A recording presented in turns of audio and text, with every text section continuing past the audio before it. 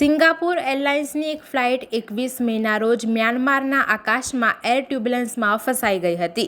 એક 73 વર્ષીય બ્રિટિશ મુસાફરનું અચાનક આંચકાને કારણે મોત થયું હતું તો 30 લોકો ઘાયલ થયા હતા. આ ફ્લાઇટ લંડનથી સિંગાપુર જઈ રહી હતી.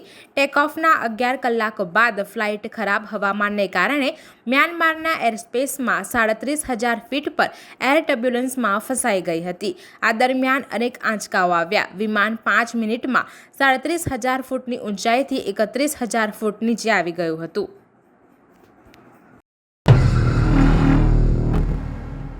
ભાવનગરના બોર તળાવ નજીકના વિસ્તારમાં રહેતી બાળકીઓ અને કિશોરીઓ આજે બપોરના સમયે તળાવ કાંઠે કપડાં ધોવા અને નહાવા માટે ગઈ હતી.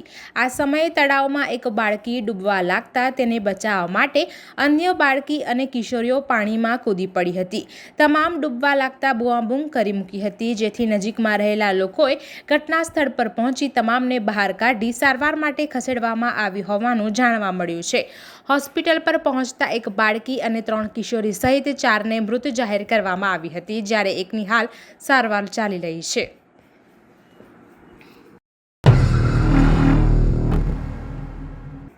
ગાંધીનગર સેક્ટર 11 MS બિલ્ડિંગ ખાતે આવેલી જિલ્લા તિજોરી કચેરીનો પટાવાળો કર્મચારીઓના પગાર, કન્ટીજન્ટ તેમજ ઉચ્ચતર એરિયર્સ બિલો પાસ કરવાની અવેજીમાં લાંચ લેતો હોવાની વ્યાપક બુમરાણ ઉઠી હતી, જેના પગલે ગાંધીનગર એસીબીની ટીમે સિવિલ હોસ્પિટલ કેમ્પસમાં લાંચના છટકાની ટ્રેપ ગોઠવી જિલ્લા તિજોરી કચેરીના પટાવાળાને 5,000 લેખે 4 બિલો પાસ કરાવવાની અવેજીમાં 20,000ની લાંચ લેતા રંગે હાથે ઝડપી પાડી કાનૂની કાર્યવાહી હાથ ધરી છે. રાજ્યભરમાં સ્માર્ટ વીજ મીટરને લઈને દેકારો મચ્યો છે અને સ્માર્ટ મીટર પર ખૂબ જ વધુ બિલ આવતા હોવાની ઠેર ઠેર ફરિયાદ થઈ રહી છે. ત્યારે રાજ્ય સરકારે એક મોટો નિર્ણય લીધો છે, જેમાં હવે સ્માર્ટ મીટરની સાથે જૂના મીટર પણ લગાવવામાં આવશે. ગ્રાહકોમાં થયેલી ગેરસમજ દૂર કરવા સ્માર્ટ મીટર સાથે જૂનું મીટર લગાવવાનો નિર્ણય લેવાયો છે. પાટનગરમાં ઉર્જા વિભાગની ઉચ્ચસ્તરીય બેઠક મળી હતી, જેમાં આ મામલે વિસ્તૃત ચર્ચા કરવામાં આવી હતી.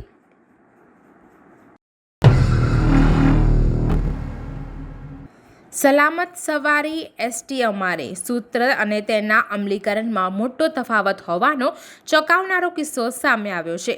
અંબાજીથી ખંભાત જતી બસનું એક હોટેલમાં સ્ટોપેજ આપવાનું ભૂલી જતા ડ્રાઈવરે તેના માટે બસને 15 કિલોમીટર રોંગ સાઈડમાં ચલાવી હતી. મુસાફરોએ વિરોધ કર્યો તો ડ્રાઈવરે જવાબ આપ્યો કે હોટેલમાં બસ ઊભી રાખવામાં 200નું ટોકન મળે છે.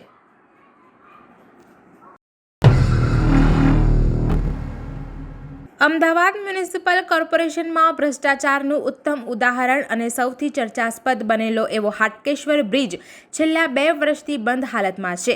હાટકેશ્વર બ્રિજને તોડી પાડી નવો બનાવવામાં કોર્પોરેશન દ્વારા ટેન્ડર પ્રક્રિયા પણ કરવામાં આવી છે, પરંતુ હજુ સુધી કોઈ પણ કંપની બ્રિજ તોડી નવો બનાવવા તૈયાર નથી, જેથી હવે હાટકેશ્વર બ્રિજ મ્યુનિસિપલ કોર્પોરેશન માટે ગળાનું હાડકું સમાન બની ગયું છે. બ્રિજના ટેન્ડરમાં હજુ સુધી કોઈ કંપની રસ ન દાખવતા હવે બ્રિજને કોર્પોરેશન જાતે જ તોડવો પડે એવી પરિસ્થિતિ ઊભી થઈ છે. અમદાવાદનું વસ્ત્રાપુર પોલીસ સ્ટેશન ફરી બદનામ થયું છે. પહેલા વસ્ત્રાપુરના એક પીઆઈ લાખો રૂપિયાનો તોડ કરતા સસ્પેન્ડ થયા હતા. હવે આ વખતે પીસીઆર વાનનો પોલીસકર્મી મદદને બહાને પહોંચ્યો અને સેટલમેન્ટ કરવા લાંચ માંગી હતી. જો કે એસીબીએ છટકું ગોઠવી પોલીસકર્મી અને હોમગાર્ડ વતી ખાનગી માણસ લાંચ લેતા જતા ઝડપાઈ ગયો હતો. આ અગાઉ પણ વસ્ત્રાપુર પોલીસ અનેક બાબતને લઈને બદનામ છે, જેમાં આ વિસ્તારમાં ચાલતા મોટા જુગારધામની રેડમાં સ્થાનિક વહીવટદારનું નામ સામે આવ્યું હતું. હવે એસીબી સમગ્ર કેસની તપાસ કરી રહી છે.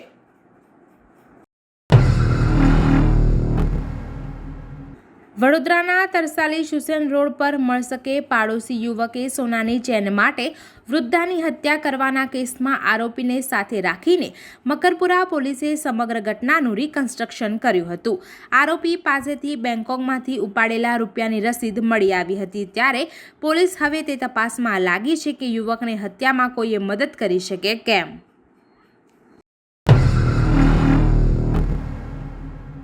સુરતના ડિંડોલીમાં થયેલી હત્યા મામલે આજે મૃતક યુવકના પરિજનો અને સમાજના લોકોએ બ્રિજ ચક્કાજામ કર્યો હતો. ડિંડોલી નવા ગામના બિલિયાનગરમાં ગતરોજે ધોળે દિવસે 2 સગા ભાઈ સહિત 5 શખ્સે ચપ્પુના ઘા મારી યુવકને રહેસી નાખ્યો હતો. ત્યારબાદ ભાગી ગયેલા આરોપીને પોલીસે ગણતરીના કલાકોમાં દબોચી લીધો હતો, જ્યારે એકની શોધખોળ ચાલી રહી હતી. ઉલ્લેખનીય છે કે 3 દિવસ પહેલા થયેલા ઝઘડામાં કહેવામાં આવ્યું હતું કે તેરા સર ધડ સે અલગ કર દેંગે. બાદ પ્લાનિંગ કરીને આ હત્યા કરવામાં આવી હતી.